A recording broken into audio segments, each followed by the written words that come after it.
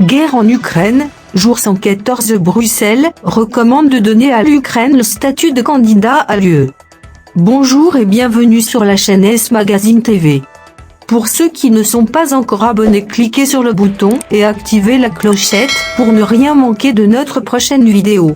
Bruxelles, la Commission européenne a recommandé vendredi, à la suite de Paris, Berlin et Rome, d'accorder à l'Ukraine le statut de candidat à l'Union européenne, une promesse qualifiée de message mensonger par Moscou qui a coupé cette semaine en grande partie le gaz à l'Europe. C'est ce que vous devez savoir. La Commission européenne a accordé à l'Ukraine le statut de candidat à l'Union européenne. L'ONU a alerté une situation humanitaire extrêmement alarmante pour les populations assiégées et bombardées dans le Donbass. Le Premier ministre britannique Boris Johnson a effectué vendredi une visite surprise à Kiev. Moscou a coupé progressivement, mais massivement ses livraisons de gaz à l'Europe occidentale, qui en est très dépendante. Une frappe russe à Mykolaïv a fait au moins 2 morts et 20 blessés. L'armée russe a affirmé qu'un peu moins de 7000 mercenaires étrangers, issus de 64 pays, étaient arrivés en Ukraine depuis le début du conflit et que près de 2000 d'entre eux avaient été tués. La marine ukrainienne a affirmé avoir détruit un remorqueur russe, le Vasily Bek, qui transportait des armes et des munitions en mer Noire. Le président russe Vladimir Poutine a nié que l'invasion de l'Ukraine pouvait être la cause de l'inflation mondiale.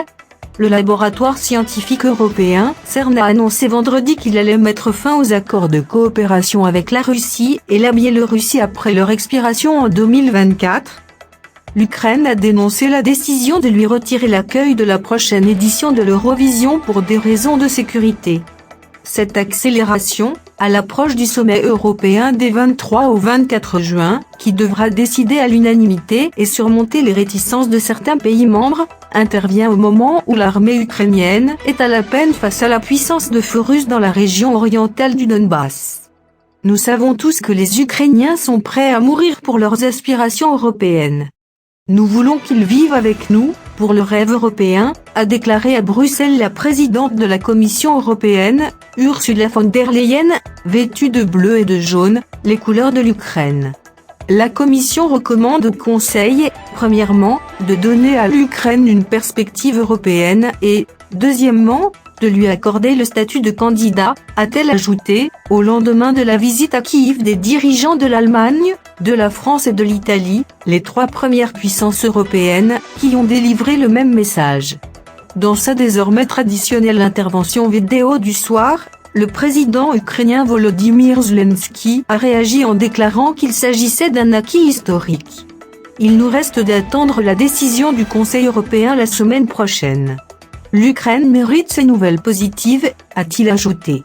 Vendredi, c'était au tour du Premier ministre britannique Boris Johnson, dont le pays n'est plus membre de l'UE, de revenir à Kiev, où il a annoncé un programme de formation des forces ukrainiennes. Il s'est promené sur la place Saint-Michel avec le président Zelensky, puis a visité une exposition de matériel militaire saisi à l'armée russe. Rencontrant des soldats ukrainiens, il leur a lancé gloire à l'Ukraine, dans leur langue, puis « Je suis Boris Johnson, de Londres et je veux que vous sachiez que nous vous soutenons ».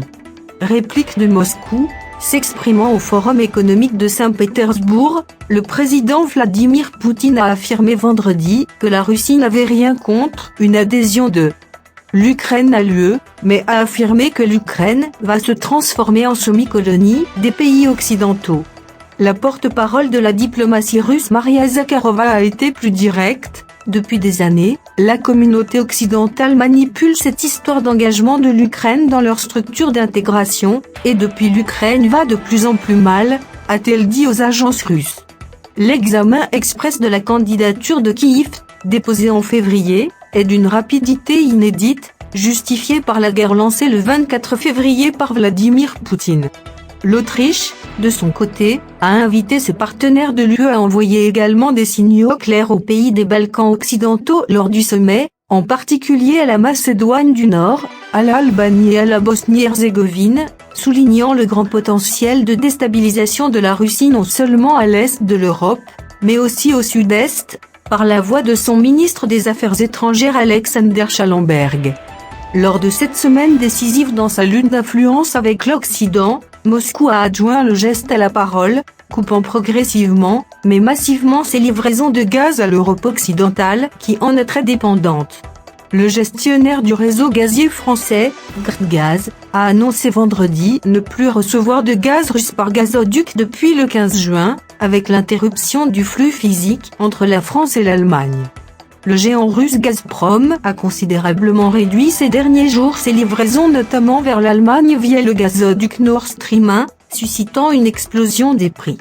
En Italie, Gazprom livrera seulement 50% du gaz demandé vendredi par Eni, a annoncé le groupe italien.